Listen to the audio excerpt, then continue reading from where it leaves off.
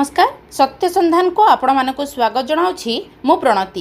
Corona कटकणा को जलेश्वर रे बेखातिर प्रशासनर एथिप्रति निघा नाही। जलेश्वर रे कोरोना परिचालन रे अव्यवस्था को नहीं जनसाधारण रे उद्वेग प्रकाश पाइछि। जलेश्वर रे कोरोनार द्वितीय लहर काया विस्तार कलानी। विशेषकर पश्चिम बंगर ट्रिपल म्यूटांट भूताणु पई जलेश्वर एक संवेदनशील स्थान पलटिछि। हैदराबाद तेलंगाना राज्यरू प्रवासी माने एबे बहु संख्यारे गाँव को फेरुछंती। सेमानक मध्यरु केतेक कोरोना संक्रमित होई फेरुछंती एवं एबे सेमाने गाँव रे खुल्लम खुला बुलुछंती।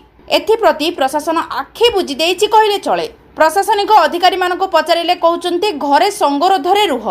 मात्र संक्रमित व्यक्ति माने घरे रहिले मध्य सेमाने अन्य मानकर संस्पर्श रे आसुचंती। फଳରେ संक्रमण बढ़िबार यथेष्ट संभावना रहिछि। जलेश्वर रे दीनकृष्ण महाविद्यालय को कोविड केयर सेंटर करबा पई योजना करा जायथिले मध्य वर्तमान पर्यंत ताहा चालू न हेबा दुर्भाग्यजनक बोली जलेश्वर कांग्रेस अभियोग करिछि।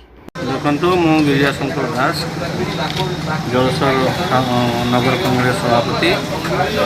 जो कोविड जो द्वितीय लहर जो सरकार सटडाउन लॉकडाउन घोषणा कर द्वारा लोक केवल मास्क उपर बेसी प्राधान्य दौरान मास्क पिंधुंट किंतु आउ अलग दृष्टि देखा गले गाड़ी मोटर दुकान बजार सब स्वाभाविक अच्छी।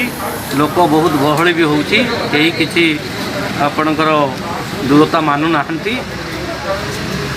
देखु जेहेतु शनिवार रविवार सरकार सटडाउन घोषणा कर जो सोमवार दिन जो भाई भाव में भिड़ रोचे ए द्वारा ना प्रशासन दृष्टि आकर्षण करिकी सेमाने किसी पदक्षेप नौकरी ना जनसाधारण या मानुंट। तेणु ये दिगरे गोटे स्वतंत्र टीम गठन करिकी लोकों को सचेतन करार आवश्यकता अच्छी। नहले आगामी दिन में ये कोविड बहुत भयंकर रूप।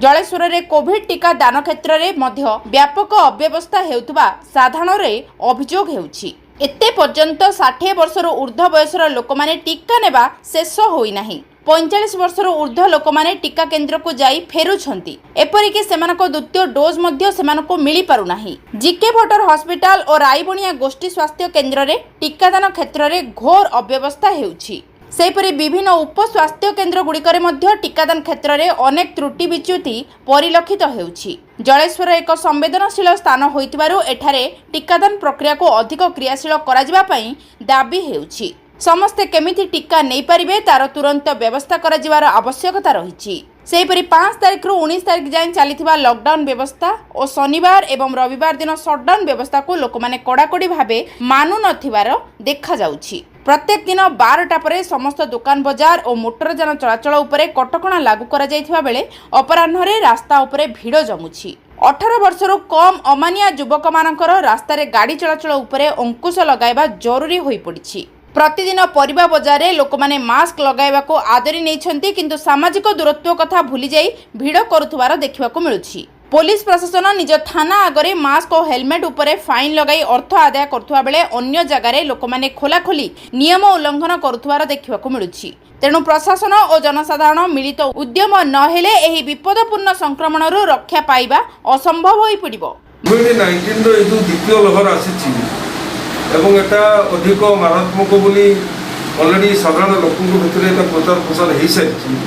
साधारण लोक मैंने सचेतन होती। मो मतरे 95% अधिक लोक प्राय मास्क पिंधुंट किंतु ये जो 6 ରୁ 12 जो आप सरकार कर 500 मीटर दूरता कथा ता विषय सरकार चिंता करने दरकार। जो अंचल मानक 3 किलोमीटर 4 किलोमीटर पर्यंत कौन मार्केट नहीं से लोक मैंने से आसवे से बाबद गोटे अल्टरनेटिव व्यवस्था रहा दरकार अच्छे।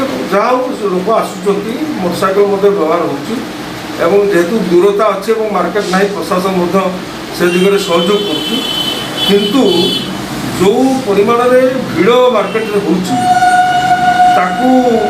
रोक जदि आम निर्दिष्ट प्लान भितर कार्यक्रम करवा प्रशासन जब पदक्षेप नब ताल निर्दिष्ट भाव में आम बंद कर बंद हवा जरूरी। गोटे बंद हवा जरूरी। आप जानते भोगराई अंचल एत व्यापक भाव में कोरोना व्यापी ଆଉ ତାର ମୁଖ୍ୟ କାରଣ ହେଲା ପଶ୍ଚିମବଙ୍ଗ ନିର୍ବାଚନ ଯେହେତୁ ଆମର ପଶ୍ଚିମ ମିଦନାପୁରକୁ ଜଳେଶ୍ୱର ଭୋଗରାଇ ଅଞ୍ଚଳ ଲାଗିଛି ପଶ୍ଚିମ ମିଦନାପୁର ଅଞ୍ଚଳକୁ ଏବଂ ଏ ଅଞ୍ଚଳରେ ଥିବା ଅଧିକାଂଶ ଲୋକ ପଶ୍ଚିମବଙ୍ଗର ଲୋକମାନେ ଏମାନେ ଜଳେଶ୍ୱର ସହର ଉପରେ ନିର୍ଭର କରନ୍ତି। ତେଣୁ ପଶ୍ଚିମବଙ୍ଗର ଏଠି ଆପଣ ଜାଣିଛନ୍ତି ଜଳେଶ୍ୱର ଭୋଗରାଇରେ 30,000ରୁ ଉର୍ଦ୍ଧ୍ୱ ମୁର୍ସିଦାବାଦ କେବଳ ଜିଲ୍ଲାର ଯେଉଁ ଆମର ପକ୍କା ମିସ୍ତ୍ରୀ ଲେବର ଏମାନେ ଦୁଇଟା ନିର୍ବାଚନ ମଣ୍ଡଳ ରହିକି କାମ କରୁଛନ୍ତି।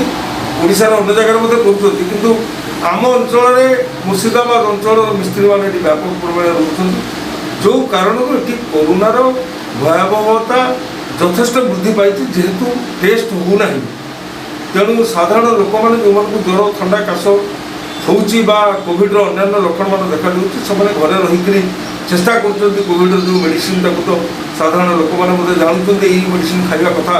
ଆଉ ଯେତେବେଳେ ଏଟା ଗୋଷ୍ଠୀ ସଂକ୍ରମଣର ଅବସ୍ଥାକୁ ଆସ୍ତେ ଆସ୍ତେ ଗତି କରିବାକୁ ଲାଗିଛି ସାଧାରଣ ଲୋକମାନେ ସେତେବେଳେ ସମ୍ପୂର୍ଣ୍ଣ ଭାବରେ ସରକାର ଉପରେ ନିର୍ଭରଶୀଳ ହୋଇକରି ଏହାର ସମାଧାନର ରାସ୍ତା ହୋଇପାରିବ ନାହିଁ ଏବଂ ଯେତିକି ଜାଗାରେ ବର୍ତ୍ତମାନ କୋଭିଡ଼ କେୟାର ସେଣ୍ଟର ଖୋଲିଛି ତାଠାରୁ ଅଧିକ କୋଭିଡ଼ କେୟାର ସେଣ୍ଟର ଏଠି ଖୋଲିବାର ଆବଶ୍ୟକତା ଅଛି। ସାଧାରଣ ଲୋକଙ୍କ ଜୀବନ ରକ୍ଷା କରିବା ପାଇଁ ସମସ୍ତେ ବାହାରି ଆସନ୍ତୁ। କେମିତି ଆମେ ସୁରକ୍ଷିତ ରହିବା, ନିଜେ ସୁରକ୍ଷିତ ରହିବା, ଆମ ଅଞ୍ଚଳର ଲୋକମାନଙ୍କୁ ସୁରକ୍ଷିତ ରଖିବା ସେ ଦିଗରେ ଆମେ ସଚେତନ ହେବାର ଆବଶ୍ୟକତା ଅଛି। ଏଥିକି ମୁଁ ନିବେଦନ କରିବି ଆମ ଅଞ୍ଚଳର ଭାଇ ଭଉଣୀମାନଙ୍କୁ ସେମାନେ ଯଥେଷ୍ଟ ସଚେତନ ହେବେ ଏବଂ କୋଭିଡ଼-19କୁ ଆମେ ମୁକାବିଲା କରିବା ଏବଂ ତାକୁ ଜିତିବା ଏହି ଦୃଢ଼ ମାନସିକତା ମନୋବଳ ରହୁ। କୋଭିଡ଼-19 ଆସିଗଲେ ଜଣେ ସାଧାରଣ ଲୋକ ମରିଯିବ ଏ ଭାବନା ମନରୁ ବିଲକୁଲ ସମସ୍ତେ ପୋଛି ଦିଅନ୍ତୁ। କୋଭିଡ଼-19କୁ ଦୃଢ଼ତାର ସହ ମୁକାବିଲା କରିହେବ ଏବଂ ଏହି ଯେଉଁ ଭୂତାଣୁ ଅଛି ମାନସିକ ଦୃଢ଼ତା ହିଁ କେବଳ ତାକୁ ଅଟକାଇ ପାରିବ। ତେଣୁ ଆମେ ମାନସିକ ଦୃଢ଼ତାର ସହ याकु मुकाबला करिबा। बालेश्वर जिला जलेश्वरରୁ सुशांत कुमार प्रधान को रिपोर्ट सत्य संधा।